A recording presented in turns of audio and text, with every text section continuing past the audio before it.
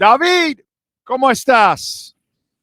Bastante bien, Orlando. We Gracias. might as well start the interview the way InterMiami starts their press release. I was listening to that right before I got on. Man, that's wild. It is wild. It's like, and it's just really, can you imagine being a beat writer on that? You really don't have access to players. You barely talk to them. The coach, you better be Hispanic because, bro, you're done. And so, and unfortunately, it's just been kind of very top heavy. And like, I'm really pissed now. You traded away Campana and Robert Taylor and guys that you could have needed right now because what's going on. But it's kind of like a fantasy team. It's really nice to be a billionaire because you can just throw money to shit and try to erase it. You know what I'm saying? Yeah, that helps. Man, I make like day-to-day decisions with my money that with like heavy impact on my finances. Like I wish I could just throw money to waste at whatever, and then if it doesn't work out, oh well, I just throw money at something else. Higuain, Matuidi, it doesn't matter. Oh, whatever. No, we'll bring this guy and we'll bring that. Oh, and then if it doesn't work, whatever, we'll buy another guy. It's beautiful. I mean, that's why we wanted him to buy the Marlins.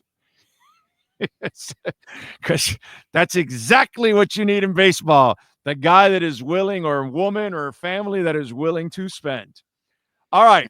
That would be nice. Yeah. Let me give you a scenario because I have said over and over and over and over again, no shot that Tyreek will get traded. Okay. Right. I have one. Okay. I have one. Just explained it to everybody before. If the Dolphins struggle, if they're not doing well, and Tyreek is not getting arrested and playing well, the trading deadline is the time. They're not going to do it now because of the cap hit and everything else, and it'll set them back. Plus, they're trying to win. They can't replace the talent either. So they've got to roll the dice with the guy. They're screwed. They're trying to save their jobs.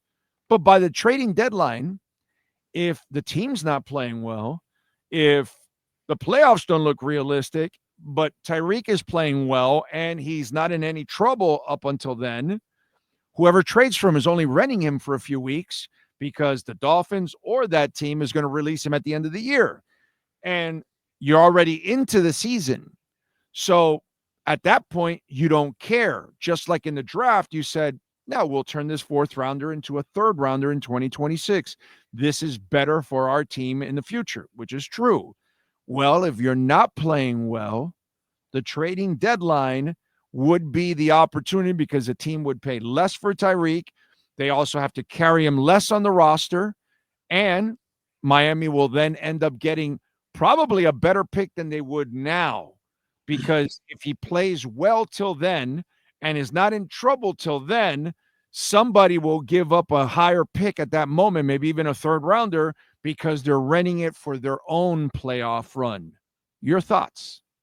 Right. An in-season trade of Tyreek Hill has always been in play, I felt, in the scenario that you lay out.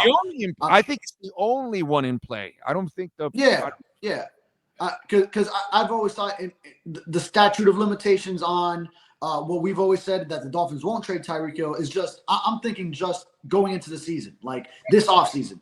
I'm just taking it into this offseason, like – start of the season, then that's a whole different ball game now. So yeah, if the situation plays out, we're halfway through the year.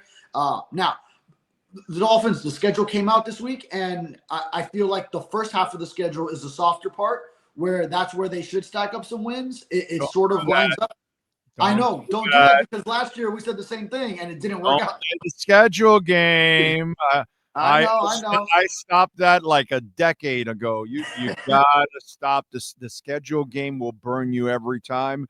It's hard for us to predict who's going to be good and who's going to be bad. Or when you play them that week, are they hot? Are they injured? Or what? You just don't know. Or are you hot? Or are you injured? You just don't. You can't play the schedule. Last year it was Tua. It was Tua being injured with the concussion, and that derailed that whole soft part of the schedule. But we all knew the Dolphins should have been stacking up wins. 2 years ago, you would have said. 2 years ago, you would have said, "Oh, Tennessee. Oh yeah, no, bro, that's a win. Oh yeah, how did that work out? You know what I'm saying? So That's the thing. Tua was out. you just can't do that shit, dude. You just Yeah. can't. Mhm. We get burned with that every single time because you're assuming that your team, whoever does the schedule shit, whatever city you're in, you're also assuming that your team's going to be, on target and playing well. And Oh yeah. you just that just doesn't, unless you're a Chiefs fan or an Eagles fan or like a legit team that's going to be really good this year, no matter what you think, then you can play that schedule game a little bit. But teams like ours, they really can't play a schedule game. Oh, it'll be so funny if you grabbed like season predictions of record of every NFL team and what fan bases of every NFL team think. You're not going to end up with an even number of wins and losses. You're going to end up with so many more predicted wins because every fan base is going to be like, oh yeah, W, oh okay, all right, that one, that's an L. But they're going to all end up with predicting more wins overall. But anyway, if it does play out that way where the first half of the season is a lot of struggles. They do have some road games there too. So, even if you play those perceived softer teams, it's tougher to win on the road. Some primetime games. We know the Dolphins don't perform well in primetime. So if it does play out that way, I could see it. 6 primetime games, bro.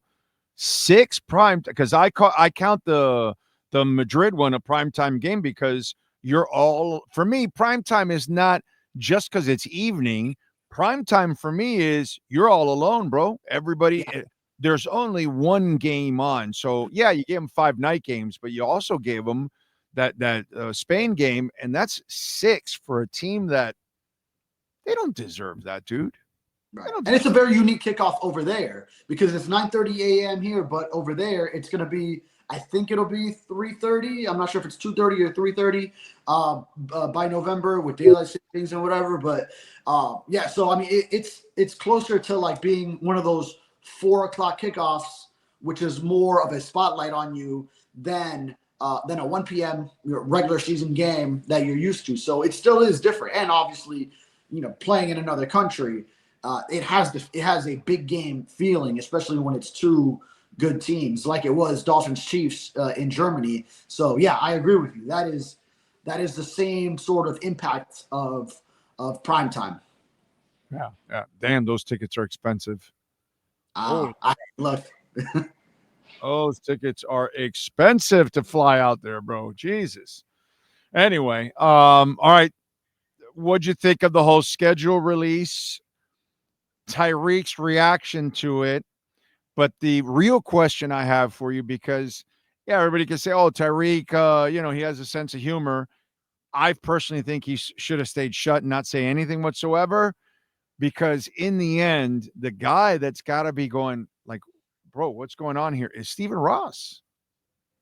Like, you're the owner, and then this is what your franchise is viewed as.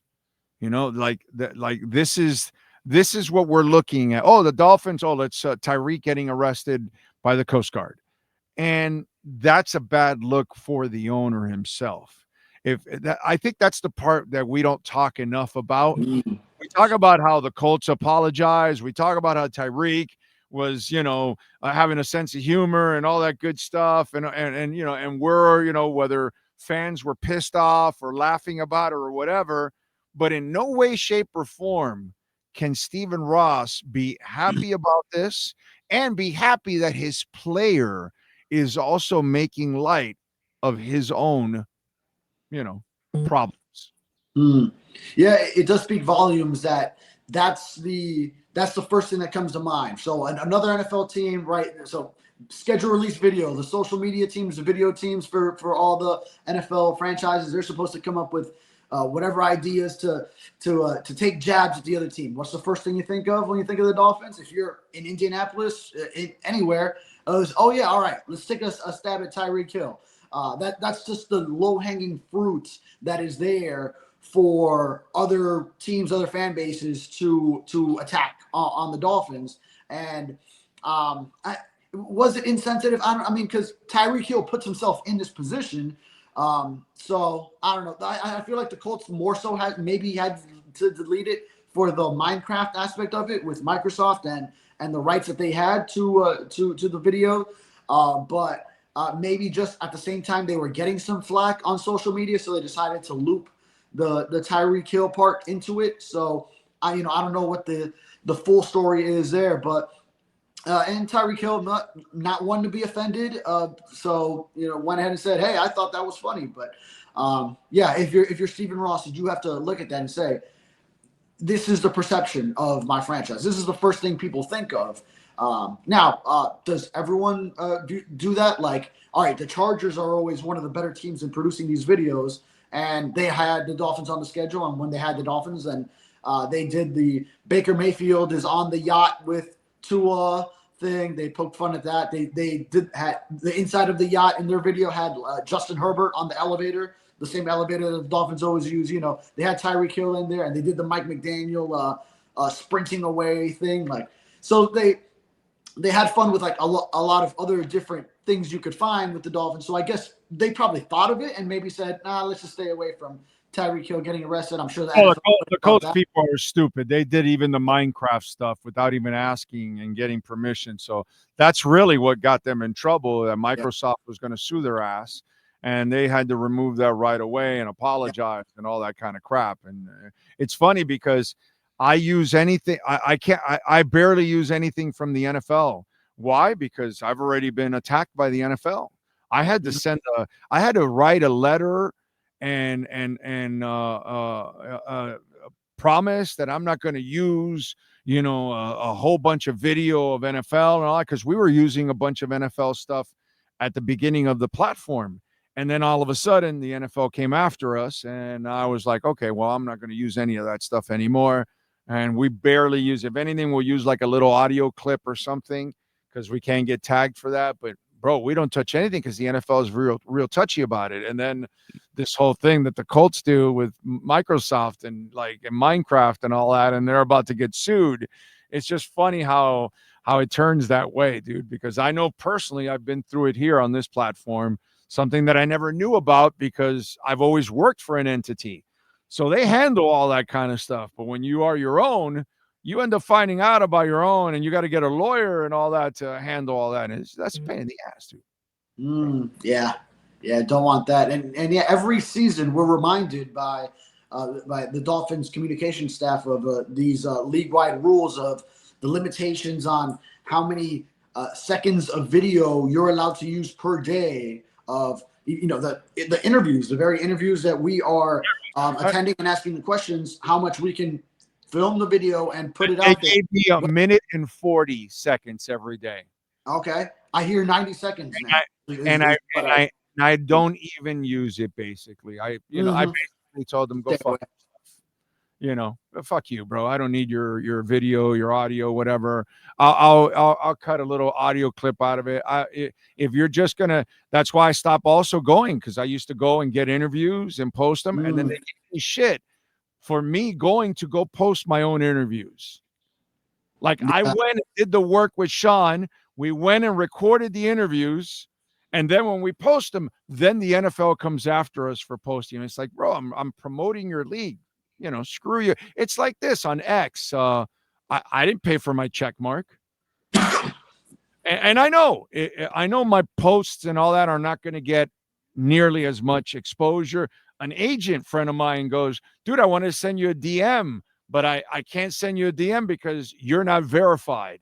And so since I'm verified, I can't send it to somebody that's non-verified. That's Elon blocking out the people that don't pay. Your tweets won't get exposed as much. You won't get, but all that shit. But you know what?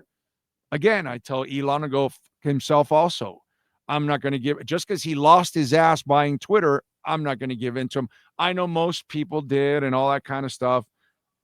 I feel like standing on my own and I don't feel like doing it, but this is what they do. You know what I mean? The NFL. So I'm kind of glad that the Colts screwed up, so Microsoft can go after them the way the NFL goes after people all the damn time. Check your settings, because there's something you got to be able to switch to be able to receive all DMs. Because I mean, I know I have my DMs open, so I can still get something from. Are you verified? Did you buy it? I didn't buy it. Okay, because you got verified, but without buying? I had the check mark. I earned it. I was a media member. I am a media member, but they took away the check mark because they want you to pay for it. Yeah, If you don't pay for it, you get limited. So your tweets won't be seen as much by as many people whenever you post anything. Your yeah. DMs, you won't have the same access from some I don't know people. the If you don't pay, if you don't pay, Elon does things to your account so you have less access. That's just the way. Yeah. I know. But all right, yeah, you had the check mark before, but then when he took away all the check marks from the people who did have it, like that happened to me originally. But you didn't get one back later, even though you're not paying? Because I know that's happened to some people that they still just got the check mark back. You got it back without paying? No. I did because then it also signs me up for a little bit of monetization from tweeting. So I'll make it back what I pay. But I know some other people who did not pay. They at some point just got the check mark back. I didn't get it one day. Okay. I didn't get it back. Okay. Maybe it'll happen one day. I doubt it. I'm not very very complimentary anyways. You know what I mean? I don't know if it's based on that. Dude, I'm just not a guy that's going to kiss people's asses. Yeah. No matter who it is. I'm not going to do it. Not going to do it. So I'm going to do whatever I think is right, and I'm going to stand on it. And I'll die on that. I'll die on that flag. That's just the way it is. You know what I mean? And I've lasted so long. I could do it without radio. I could do it without Elon. I could just continue to do it. So, I'm not going to, I don't give in to any of this kind of crap, but it is what it is. I get it. A lot of people need it and they have to do it and all that. For me, I'm just not going to kill myself for it. If it doesn't, and you're established, Big O. Like people come to your platform, so they know where to find you. So it's not but less people know how to find me because of that on Twitter. Because of that, he has limited, so less people see it, and they don't. Dude, society's so lazy. You know how many people reached out to me and say, "Hey, dude, I haven't been able to listen to your show. You're not on Spotify." And I'm like, yo, dude, I'm on iTunes and SoundCloud and Stitcher and Amazon and YouTube. And like, your lazy ass didn't bother to go to, like, if you really want to listen to the show, like, we had something, Spotify had some issue there. We were off of Spotify for like a month and a half. We were trying to fix the technicality. It was all on their end. We had no control over it. Sean finally fixed it, but I literally had people telling me, oh, I haven't been able to listen to your show because I haven't gotten it on Spotify. And it's like, so you refuse to go to SoundCloud or iTunes, or like it's all there? That's how lazy people are, bro. So I am sure I'm completely being hurt by less access on Twitter and all that kind of stuff. There's no doubt in my mind about that. I can tell by my tweets and how they get less reaction and all that because less people are seeing it. Compared to where it was a couple of years ago before this idiot took over. As I said, I'm not very kind. So, it's just one of those things, but what are you going to do, bro? What are you going to do? Yeah. All right. I know how that friend of yours feels because I'm Spotify gang. And I know like Pandemic, you're going to have him on. Manny Navarro had a little like side podcast that they just experimented with during the Pandemic with Welt Rheaume and Andre Fernandez. Oh, yeah. They had me on and I would like tune in also. And then they stopped downloading on Spotify for a little bit. And then I remember telling them like, oh man, I haven't listened to the recent episodes because I haven't seen them on Spotify. And they're like, that's the only place you look. Like, yeah, that's what I have. That's the Claro tú eres, brother. ¿Qué clase de vago tú eres? Come on. All right, what do you got going on the Sentinel so Dolphins can check you out? Oh man, just ready for next week. If something happens with Jalen Ramsey, maybe there's a way where they have a trade in place but don't execute it until June, like Adam Schefter said. So you never know when some news can break. And aside from that, trying to take for you. A little Hold bit. on a second. Hold on a second. I got a question for you. I don't know if you know this off the top of your head. Who's Jalen Ramsey's agent? David Mulugeta. Who does he? What's the company? Oh, that's Athletes First. What is Schefter? Oh, I don't know what Schefter's representation.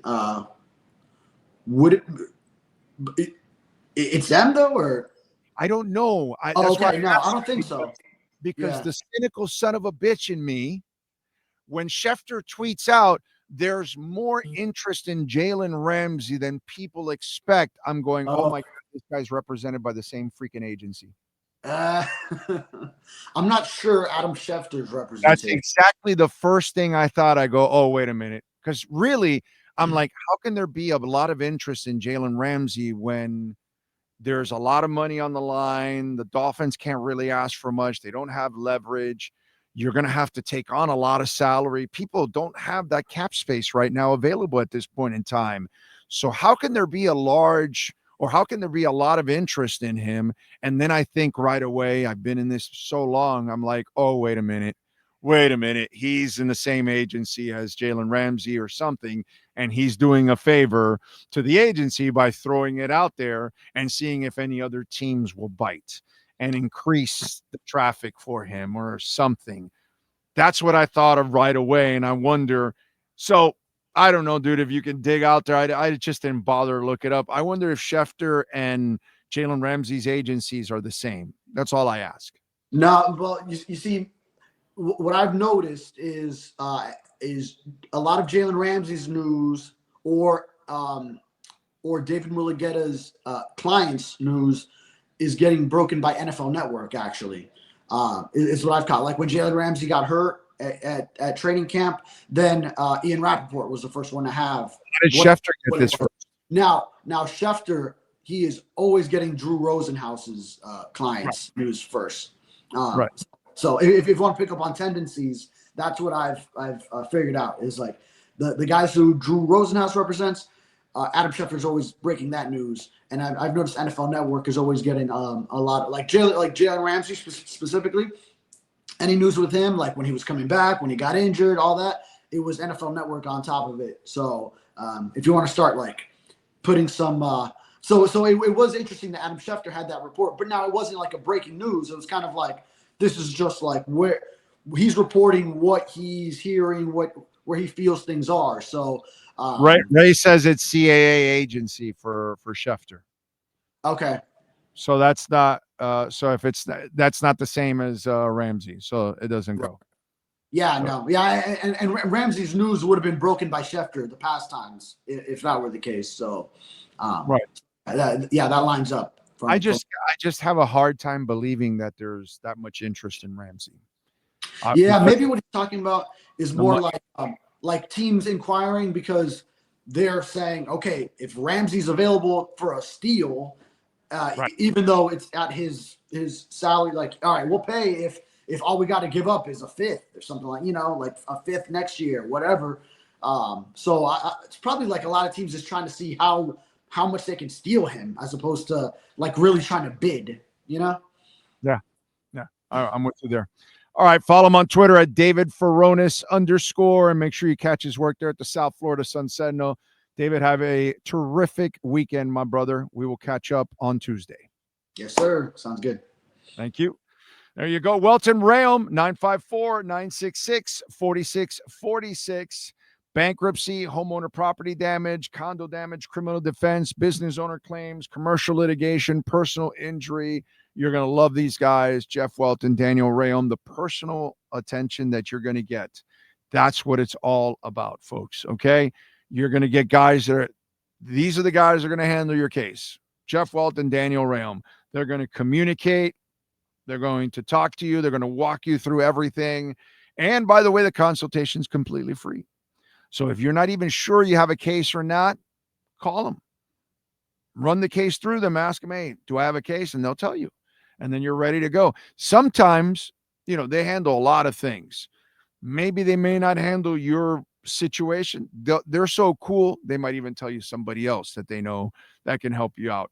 Really, man. Jeff Welt and Daniel Rheaume, salt of the earth people, amazing people, and great lawyers, ass-kicking lawyers. Several of our listeners have enjoyed their services, and so did we, because we witnessed it, where Progressive got crushed by them.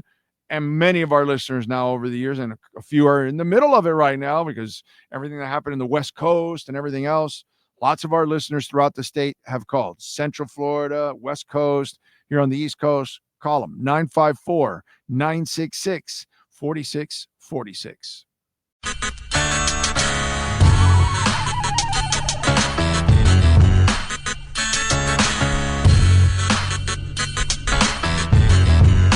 This is the Big O Show. This is the Big O Show.